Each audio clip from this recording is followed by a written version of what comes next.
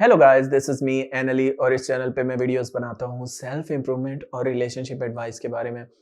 और आज की मेरी वीडियो का टॉपिक है stop waiting for their text and do this. इंतज़ार छोड़ दें उनके मैसेज का और यही करें जो मैं बताने जा रहा हूँ। इस टॉपिक पे बात करने से पहले मैं कहूँगा प्लीज़ सब्सक्राइब कर दो मेरे चैनल को ताकि आने वाली हर एक वीडियो आपकी हेल्प कर सके, क्योंकि मैं डेली वीडियोस बनाता हूँ। और अगर आपके क्वेश्चंस हो आप पूछ सकते हैं, इंस्टाग्राम पे लिंक जो है वो डिस्क्रिप्शन में है। आप उनके मैसेज का, उनकी कॉल का इंतज़ार करते रहते हैं, ऑब्सेस्ड रहते हैं। इस चीज़ को समझते हैं कि आप ऑब्सेस्ड क्यों रहते हैं। आप ऑब्सेस्ड इस तब रहते हैं किसी के बारे में जब आप बहुत ज़्यादा इन्वेस्टेड होते हैं उस इंसान के अंदर, बहुत ज़्यादा उनके बारे में सोचते हैं, इमोशनली इन्वेस्ट करते हैं, टाइम अपना इन्वेस्ट करते हैं, कभी-कभी आप पैसे भी इन्वेस्ट करते हैं जिस जिस इंसान से आप प्यार करते हैं। क्यों? क्योंकि आप उनके साथ अपना फ्यूचर देख रहे हैं। आपको लगता है कि आपको उनसे शादी करनी है या उनके साथ लाइफ़ गुज़ारनी है, तो आप इस चक्कर में कुर्बानी दिए जा रहे हैं, ठीक है? आप पैसे भी लुटा रहे हैं, आप टाइम भी लुटा रहे हैं और आप अपने इमोशंस की भी धज्जियाँ उड़ा रहे हैं। आप सुबह-शाम किसी चीज़ पे फ़ोकस नहीं कर पाते क्योंकि आपका फ़ोकस उनके ऊपर है। आपके दिमाग में ये चल रहा है कि यार कहीं अगर मैंने उनका लेट रिप्लाई कर दिया या उनसे बात आज नहीं की या उन्हें आज कॉल नहीं की, तो क्या पता वो मूव ऑन हो जाएँ और फिर कभी वापस ना आएँ। इस चक्कर में आप चेज़ करते हैं उनकी अननेसेसरी डिमांड्स मानते हैं, वो डिमांड्स आप उनकी मानने लग जाते हैं जो आपको नहीं करनी चाहिए। और जब आप डिमांड्स मानते हैं, तो आपकी इज़्ज़त कोई बढ़ती नहीं है और ज़्यादा कम होती जाती है। एक हमारे अंदर ये फ़ॉल्स परसेप्शन होता है कि हमें लगता है कि अगर हम उसकी डिमांड्स मानेंगे, तो वो हमसे और ज़्यादा मोहब्बत करने लगेगा, ऐसा कुछ भी नहीं। वो इंसान आपसे और ज़्यादा डिस्टेंट होने लग जाता है क्योंकि एज़ अ इंसान ये हमारी फ़ितरत में है कि हमें अपने से ऊपर स्टैंडर्ड की चीज़ें अच्छी लगती हैं या वो चीज़ें हमें अच्छी लगती हैं या उन चीज़ों की हम ख्वाहिश रखते हैं जो हार्ड टू गेट हो, जो ईज़िली अवेलेबल ना हो। तो जो इंसान हर टाइम अवेलेबल है, वो सबकॉन्शियसली अपने पार्टनर के दिमाग में ये डालता है कि मैं कोई वैल्यूएबल चीज़ नहीं हूँ। क्योंकि जो अनवैल्यूएबल चीज़ें हैं इस दुनिया में वो हर टाइम अवेलेबल हैं, ठीक है? सस्ती चीज़ें। रेयर कमोडिटीज़ जो होती हैं वो कम अवेलेबल होती हैं, इसलिए उनकी अहमियत ज़्यादा होती है। चाँदी हो, सोना हो, हीरा की वैल्यू इतनी क्यों है? डायमंड की वैल्यू इतनी क्यों है? क्योंकि वो कम अवेलेबल है।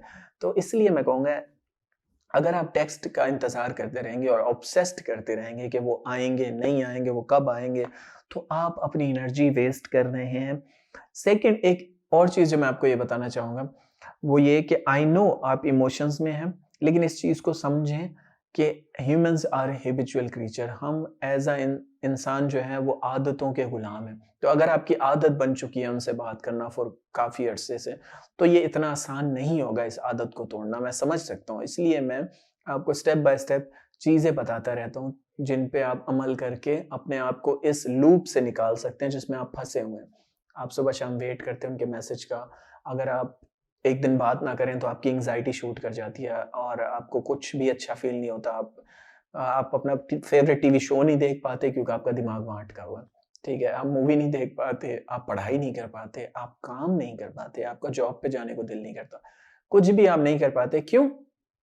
क्योंकि आपके इमोशंस उनकी तरफ जुड़े हैं।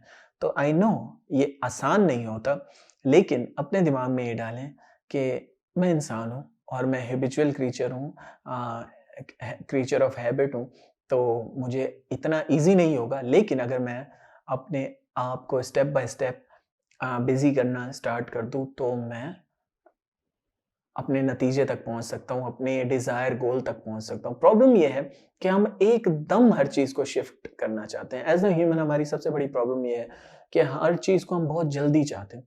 इस दुनिया में हर इंसान कामयाब हो सकता है अपने मकसद में, जो भी उसका मकसद हो। लेकिन जितना टाइम उसने दिमाग में सोचा हुआ है, उससे थोड़ा ज़्यादा ही लगेगा। इस चीज़ को हमेशा दिमाग में डाल लें। ज़्यादातर लोग बिज़नेस करना चाहते हैं, लेकिन कर क्यों नहीं पाते? क्योंकि जब वो बिज़नेस स्टार्ट करते हैं, पहले 3, 4, 5 महीने जब वो स्ट्रगल का टाइम होता है, डिप का टाइम होता है, उसी में ही वो हार मान जाते हैं।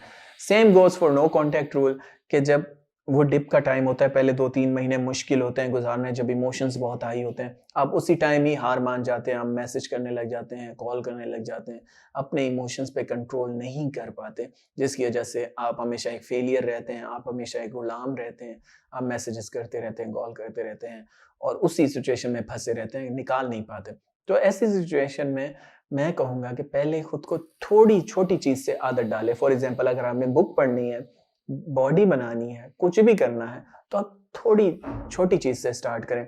आज आप 10 मिनट कर लें, कल आप 15 मिनट एक्सरसाइज़ करें, परसों 20 मिनट, इस तरह आप बढ़ाते जाएँ। बुक पढ़नी है तो इस तरह टाइमिंग बढ़ाते जाएँ।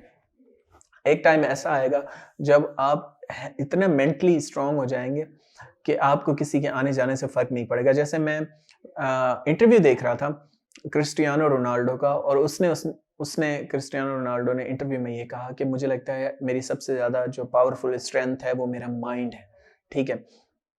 क्योंकि मुझे अगर माइंड में ये आ गया कि मुझे 4-5 घंटे जाके प्रैक्टिस करनी है, तो मैं फिर करने स्टार्ट कर देता हूँ। मैं फिर सेकंड अपने आप को कोई ऑप्शन, चांस नहीं देता। तो आपको अपने थॉट्स पे कंट्रोल होना चाहिए, ठीक है?